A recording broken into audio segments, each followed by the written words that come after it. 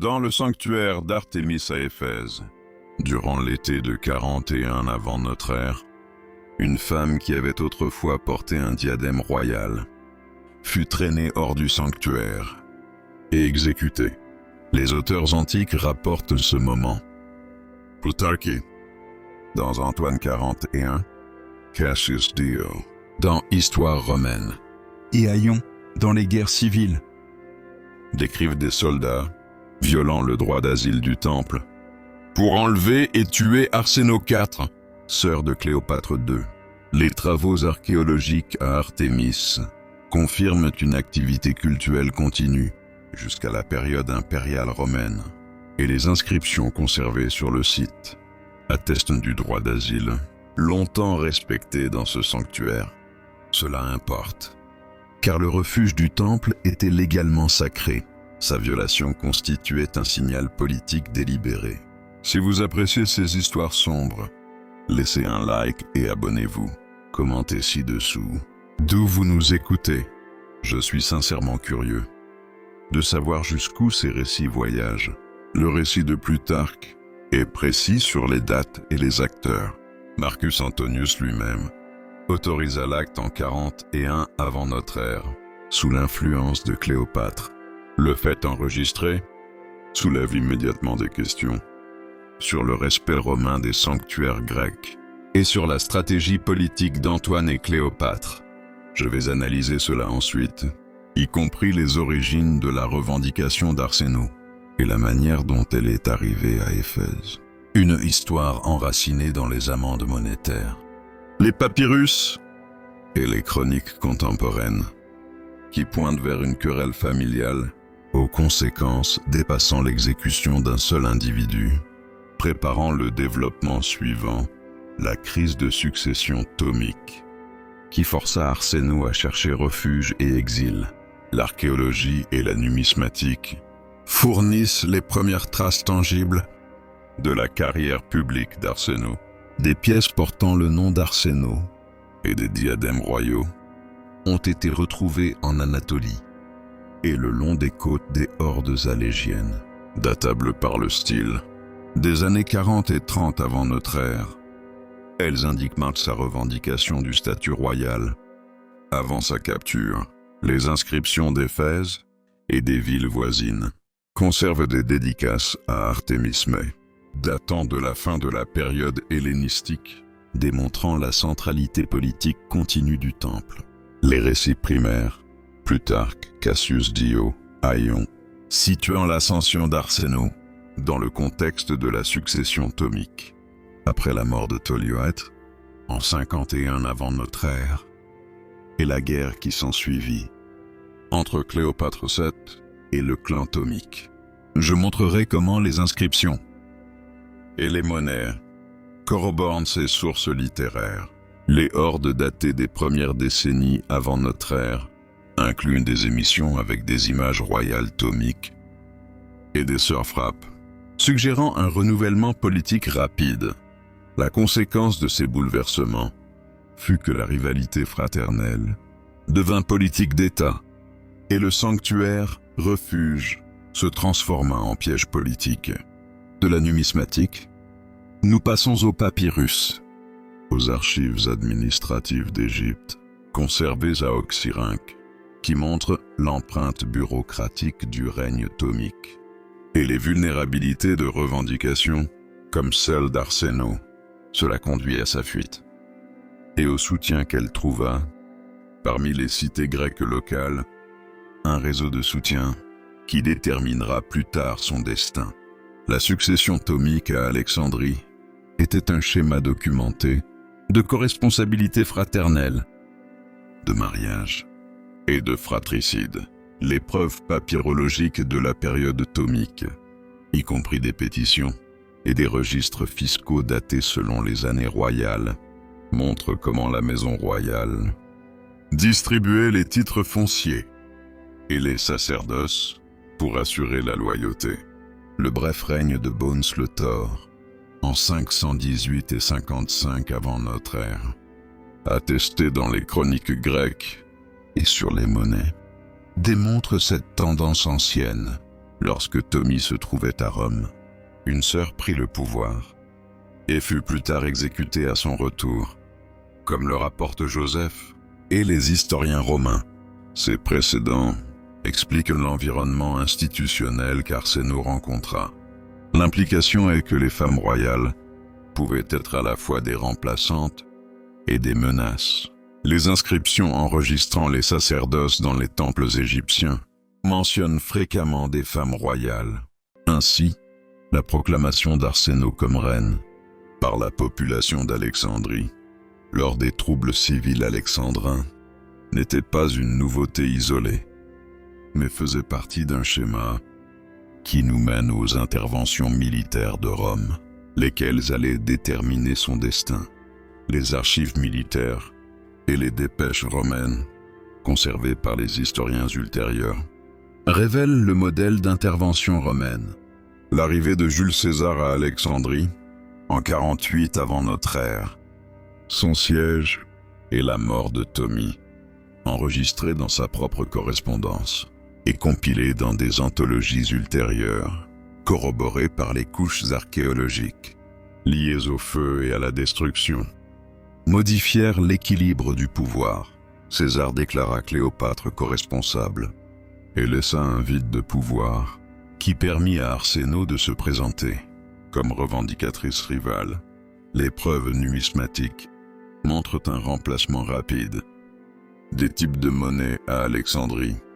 À la fin des années 40 avant notre ère, les études de Dialenc indiquent des arrêts et reprises de production correspondant aux turbulences politiques. La conséquence fut que l'exil devint une option viable.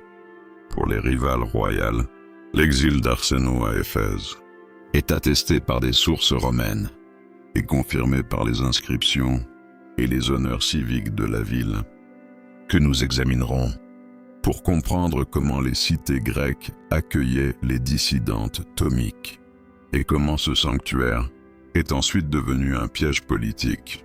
Le sanctuaire d'Éphèse n'est pas seulement littéraire.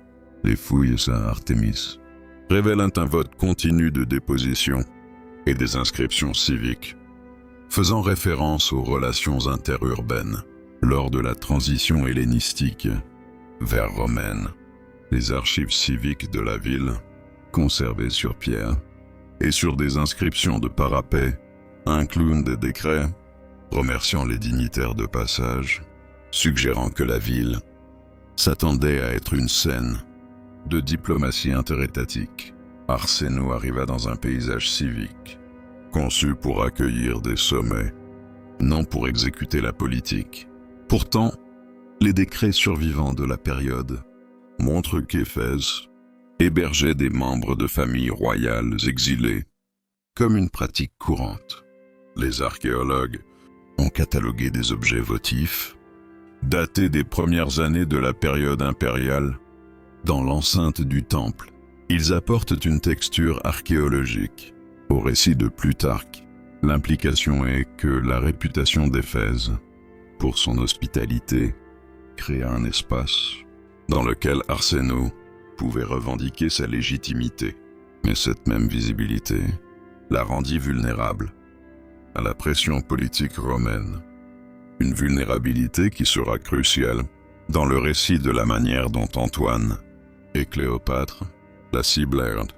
Les honneurs civiques et les archives du temple d'Éphèse se croisent avec les preuves épigraphiques des envoyés romains en Asie mineure. Les inscriptions mentionnent des proconsuls et des légats opérant en Asie pendant les années 40 avant notre ère, ce qui correspond au calendrier des opérations d'Antoine après l'assassinat de César en 44 avant notre ère. Les sources littéraires relatant le voyage d'Antoine vers l'Orient en 44 avant notre ère et sa liaison avec Cléopâtre, Plutarque et Appien montrent que la politique d'Antoine exigeait l'élimination des rivaux afin de sécuriser la position de Cléopâtre. La conséquence archéologique à Éphèse fut une présence militaire soudaine près du sanctuaire d'Artémis, documentée par des découvertes de projectiles en plomb liées à l'armée, dans les environs, et par l'architecture de camps temporaires, notée dans les relevés régionaux. Cette empreinte militaire prépare le terrain pour la violation du temple, une transition du sanctuaire civique vers un espace politique contesté, que je détaillerai à travers les témoignages des historiens romains et les preuves matérielles. Sur le site, les historiens antiques enregistrent la décision d'Antoine dans un contexte qui met en lumière les normes politiques romaines. La vie d'Antoine de Plutarque, Écrite au début du IIe siècle de notre ère, présente l'ordre d'Antoine comme une tâche morale, soulignant la violation du droit sacré d'asile du temple. Cassius Dio, au début du IIIe siècle, fournit un récit parallèle et Appien, dans les guerres civiles, complète les détails procéduraux. Les archéologues contextualisent ces textes en montrant les vestiges structurels à Artémis et les inscriptions sur les droits d'asile. Cette combinaison de preuves littéraires et matérielles rend l'acte d'Antoine non pas anecdotique, mais enregistré à travers différents genres. La conséquence fut que la violation d'Antoine sapait les prétentions romaines de pietas envers les cultes grecs et offrait plus tard à Octave un matériau propagandiste. Les détails enregistrés de l'exécution mènent directement à des questions sur la participation de Cléopâtre à la décision, une question que l'on peut aborder à travers l'iconographie monétaire et la propagande ultérieure.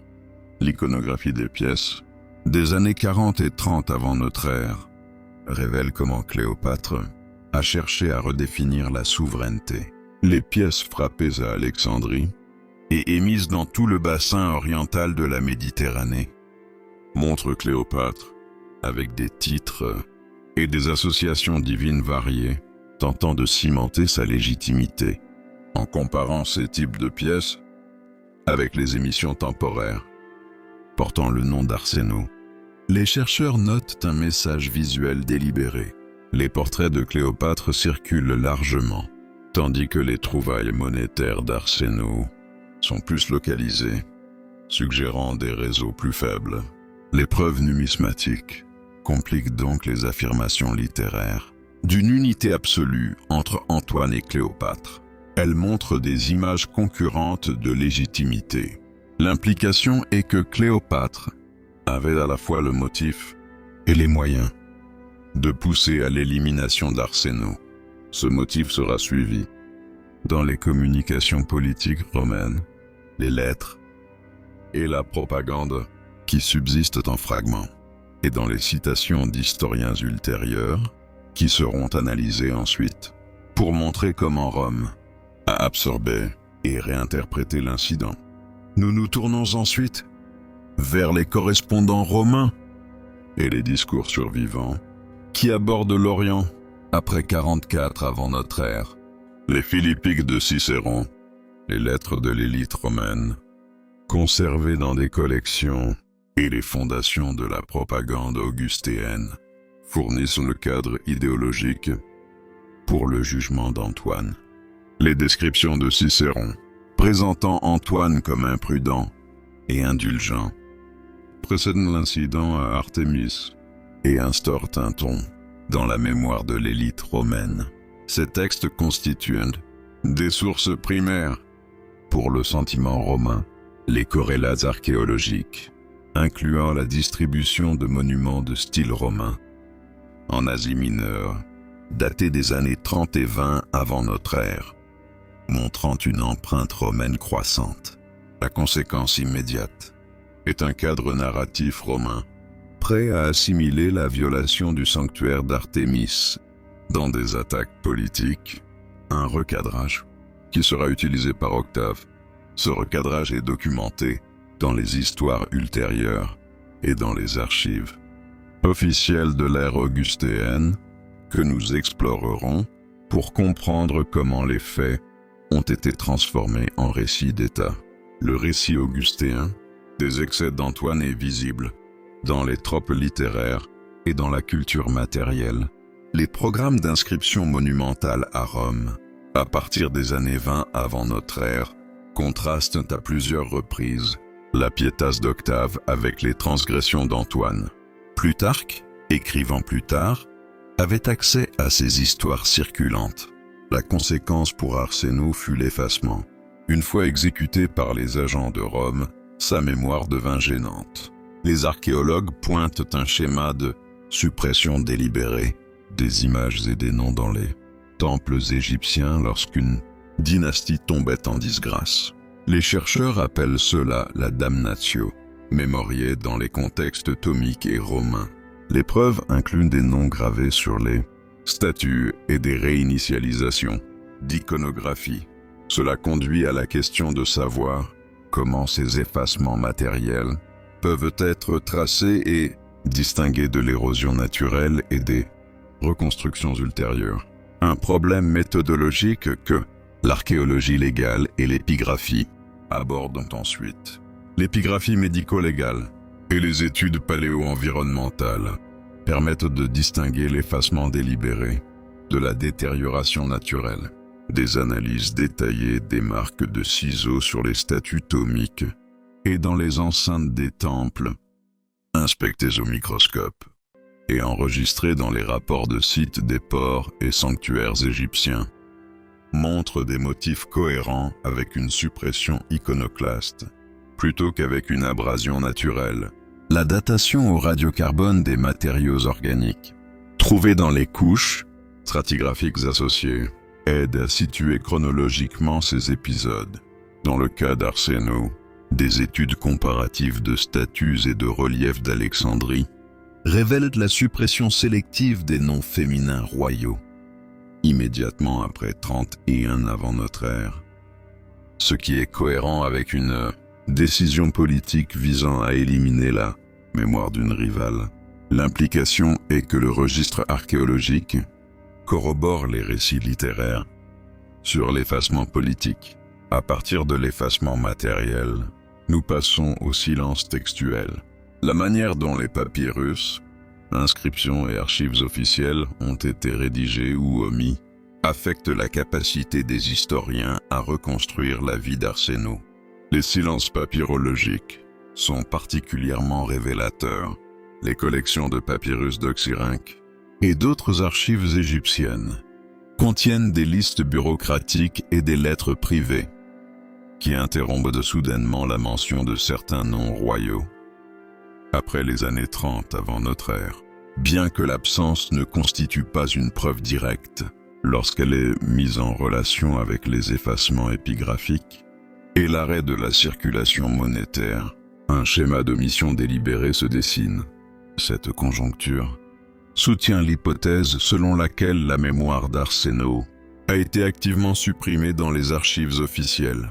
La conséquence est que les historiens modernes doivent lire l'absence comme une donnée, en croisant les hordes de pièces, les inscriptions sur pierre et les sources littéraires pour reconstruire les événements. Cette reconstruction abordera ensuite les implications légales et religieuses de la violation d'un sanctuaire et de l'exécution d'une femme suppliée, une violation qui suscita la censure morale romaine et grecque, consignée dans des discours et des récits historiques. Le statut légal du sanctuaire dans le monde grec est préservé dans les inscriptions et les textes rhétoriques. Les décrets gravés dans la pierre, dans des sanctuaires tels que celui d'Artémis, définissent les droits d'asile, la pensée juridique grecque, reflétée dans les codes de loi de Gortone, et les décrets honorifiques des cités, considéraient le sanctuaire comme inviolable. Plutarque et Dione soulignent que l'asile des Artémisiens était connu et respecté. Les vestiges archéologiques de l'Artémisien comprennent une zone identifiée comme l'enceinte sacrée, avec des seuils et du matériel cultuel correspondant aux descriptions textuelles. La conséquence est claire. Les soldats d'Antoine, commettant l'exécution, ont violé un ordre légal et religieux établi, ce qui a donné un levier moral à ses ennemis. à Rome.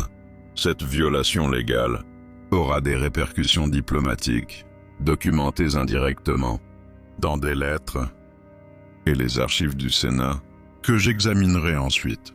Ces répercussions apparaissent dans la rhétorique sénatoriale et dans le langage de la propagande romaine ultérieure. Les fragments de discours Et les récits des historiens plus tardifs indiquent qu'Octave exploita la violation du sanctuaire par Antoine pour le présenter comme impie et désordonné.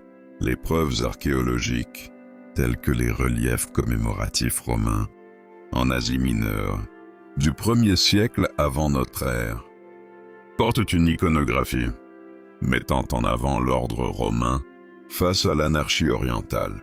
L'implication est que la propagande fut façonnée par des faits sélectifs. De la rhétorique, nous passons aux biographies. Plutarque et d'autres écrivaient à des fins d'instruction morale, et leurs récits de la mort d'Arsénou sont filtrés à travers ces agendas.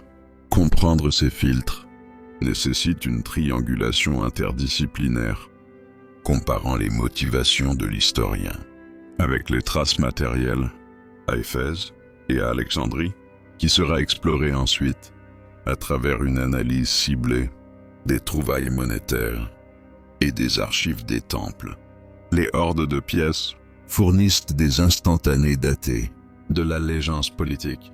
Les hordes excavées de l'Aïan, datées des années 40 et 30 avant notre ère, contiennent des émissions thomiques et romaines.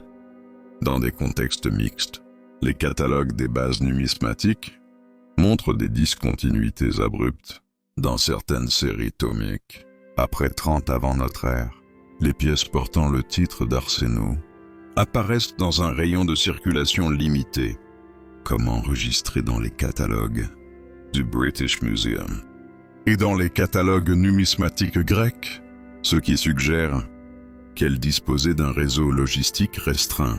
La conséquence de cette portée limitée est que sa base politique pouvait être isolée par la pression navale et diplomatique romaine.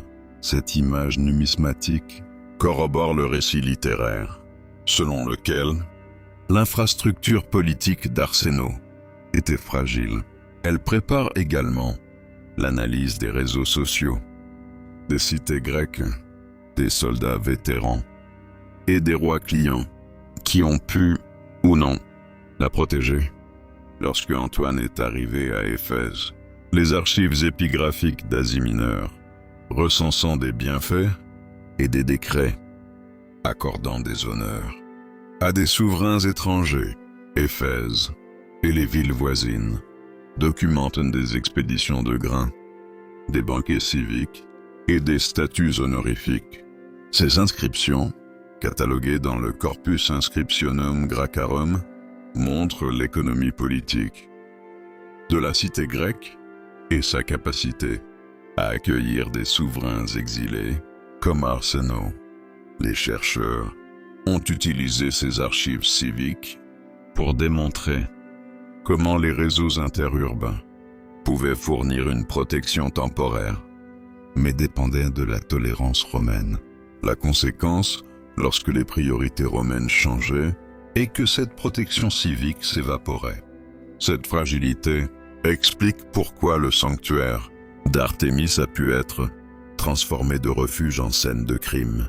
Ensuite, je suivrai les conséquences immédiates à Éphèse, comment la ville a enregistré ou n'a pas enregistré la violation à l'aide des inscriptions conservées et des rapports ultérieurs. Les inscriptions d'Éphèse fournissent des preuves ambiguës sur la réaction de la cité. Certains décrets civiques célèbrent l'hospitalité. Aucun des textes publics survivants ne condamne ouvertement l'acte d'Antoine. Ce silence peut être interprété comme un mécanisme de préservation politique. Les villes sous influence romaine évitaient souvent d'enregistrer des événements susceptibles d'attirer des représailles.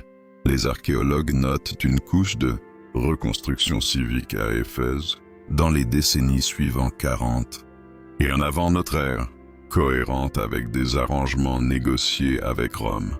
La conséquence est un vide dans les archives locales, obligeant à se fier aux historiens romains et grecs pour les détails narratifs. Cette dépendance a des conséquences pour l'interprétation. Il faut pondérer les biais de Plutarque et de Dion face au silence matériel d'Éphèse, une tension qui prépare l'interrogation. Du chapitre suivant sur les motifs et la responsabilité des principaux acteurs. Évaluer le motif nécessite de retracer qui a bénéficié politiquement de la mort d'Arsène. La consolidation du pouvoir de Cléopâtre à Alexandrie est visible dans les papyrus administratifs listant les sacerdoces, les concessions foncières et les mesures économiques des années 40 et 30 avant notre ère. Ces documents, fragments conservés dans les archives et ultérieurement catalogués par les papyrologues, montrent la réaffirmation du contrôle de Cléopâtre sur les revenus des temples et les offices administratifs. L'implication est que l'élimination d'une rivale comme Arsène assurait à Cléopâtre ressources et légitimité. Pour Antoine, le bénéfice était diplomatique. Faire taire une rivale renforçait son alliance avec Cléopâtre. La conséquence est une fusion des intérêts politiques romains et égyptiens, que je démontrerai à travers une analyse comparative des sources, révélant comment plusieurs archives, consignant la consolidation du pouvoir après la mort d'Arsène. Le registre archéologique d'Alexandrie offre des preuves de la consolidation décrites dans les papyrus. Les programmes de construction, les restaurations de temples et les nouvelles installations cultuelles datées de la fin des années 40 et 30 avant notre ère figurent dans les rapports de fouilles. Les inscriptions dédicatoires mentionnent le nom de Cléopâtre dans de nouveaux rôles. Ces changements matériels correspondent aux affirmations textuelles selon lesquelles Cléopâtre a réaffirmé les prérogatives dynastiques. Le résultat fut une reconfiguration du mécénat religieux qui marginalisa les figures royales rivales. L'implication est claire, une absorption systématique des revendications rivales dans le profil cultuel de la reine dominante. Cette absorption se relie à la suppression physique et à la possible destruction des images rivales. Le segment suivant cataloguera des exemples précis d'inscriptions ciselées et de statues remplacées à Alexandrie et dans ces temples, des cas spécifiques de statues modifiées dans les complexes de temples égyptiens ont été documentés. Des panneaux en relief où les noms de figures secondaires ont été supprimés, des statues réinscrites pour des souverains favorisés. Les rapports de sites comme Dandera et comme Ombo mentionnent des cartouches gravées, remplacées ou effacées. Les archéologues ont publié photographies et analyses microscopiques, des marques d'outils. Ces analyses permettent de dater les interventions par stratigraphie et de les croiser avec la céramique. Et les monnaies, la conséquence est frappante. Après les grandes transitions politiques, les images des souverains déchus ou désavantagés étaient systématiquement supprimées. Cette pratique archéologique reflète l'effacement romain dans la littérature et explique pourquoi l'héritage matériel d'Arsène est fragmenté. Reconstruire sa biographie à partir de vestiges incomplets est un défi, une tâche que nous poursuivrons en reconstituant pièces de monnaie, inscriptions et textes. Reconstituer Arsène à partir de preuves fragmentaires nécessite un travail minutieux sur la provenance. Les historiens modernes s'appuient sur les notes de fouilles anciennes, sur les catalogues de musées et les registres de ventes aux enchères.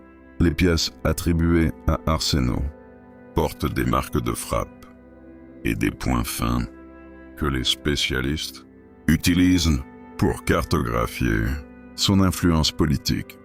Les papyrus mentionnent des actes administratifs datés selon les années royales qui peuvent être croisés avec les séquences numismatiques. La conséquence cumulative est une biographie probabiliste. Toutes les revendications ne peuvent être prouvées, mais des schémas émergents Cette méthode révèle les mouvements politiques d'Arsène de 51 à 41 avant notre ère, une tentative éphémère pour le trône, la construction d'alliances avec les cités grecques et finalement l'exil dans un sanctuaire qui ne la sauverait pas. Le segment suivant s'intéresse aux témoignages oculaires, à ce que Plutarque, Dion et Aion ont réellement écrit et compare leurs récits, ligne par ligne, avec les preuves matérielles. Comparer les récits antiques aux preuves matérielles montre à la fois convergence et divergence. Le récit moralisateur de Plutarque met l'accent sur la culpabilité d'Antoine. Cassius Dio catalogue les événements dans un style plus analytique. Aion se concentre sur le conflit civil. Lorsque ces récits sont croisés avec la distribution des pièces et les inscriptions, certains détails s'alignent. Le moment de l'exil, la présence d'Arsène à Éphèse et l'exécution. En 41 avant notre ère, les divergences apparaissent dans l'attribution des motifs et l'importance des participants. Les écrivains antiques façonnèrent leurs histoires pour un public romain. La conséquence pour l'histoire moderne est la prudence. Les textes seuls peuvent induire en erreur. La corroboration matérielle est nécessaire. Cette méthode comparative nous prépare à interroger le calcul politique de la décision d'Antoine et de Cléopâtre. On calcule, inscrit dans des lettres, des traités et la répartition des forces militaires que j'examinerai ensuite. La logistique militaire, en 41 avant notre ère, est visible à partir des indices textuels et matériels, les épaves, les installations portuaires et les fonds marins, équipés d'ancres dans l'est de la Méditerranée, catalogués par les archéologues marins, indiquent une mobilisation navale active. Pendant cette période, les diplômes militaires romains et les listes de légionnaires, conservées dans les inscriptions, montrent les unités présentes en Asie mineure et au Levant pendant la campagne orientale d'Antoine. Ces faits logistiques rendant possible la conduite d'une opération à Éphèse. La conséquence est que la force qu'Antoine pouvait exercer était intentionnelle. L'exécution n'était pas un acte isolé, mais une intervention planifiée. À partir de la logistique, nous passons aux prétextes légaux utilisés pour justifier de telles interventions. Décrets, lettres diplomatiques et pétitions civiques servant de couverture pour la violence politique. Les lettres diplomatiques et les décrets civiques, certains cités par les historiens antiques, révèlent les stratégies rhétoriques employées. Antoine et Cléopâtre présentaient ces éliminations politiques comme nécessaires pour restaurer l'ordre. Des fragments épigraphiques d'Asie mineure contiennent un langage formulé reconnaissant l'autorité romaine et résolvant les conflits entre revendications hellénistiques. L'implication est qu'un vernis de l'égalité a été appliqué rétroactivement à des actes qui violaient des normes antérieures, comme le sanctuaire. La conséquence est que la mémoire publique pouvait être réécrite pour justifier la violence politique. Cette réécriture reposait sur le contrôle des monuments, de la monnaie et de la composition des histoires écrites, un appareil destiné à marginaliser des figures comme Arsène. Ensuite, je montrerai comment la gestion de la mémoire opéra dans la pratique dans les décennies après 41 avant notre ère. La gestion de la mémoire est observable dans les espaces publics soigneusement aménagés. Le programme de construction et de commémoration d'Auguste à Rome encadre explicitement la mémoire des guerres civiles, les inscriptions et les reliefs du forum. Et d'ailleurs, répète, un récit sanctionné. À l'Est, des pratiques similaires, mais localisées, se produisirent également. Des statues furent installées, des dédicaces réattribuées, et les calendriers publics modifiés. Les archéologues ont catalogué ces interventions, et les épigraphistes tracent les substitutions de noms. La conséquence pour Arsène fut une marginalisation systématique. Ces statues pouvaient être effacées, ses pièces pouvaient être fondues, et son histoire rayée des calendriers civiques.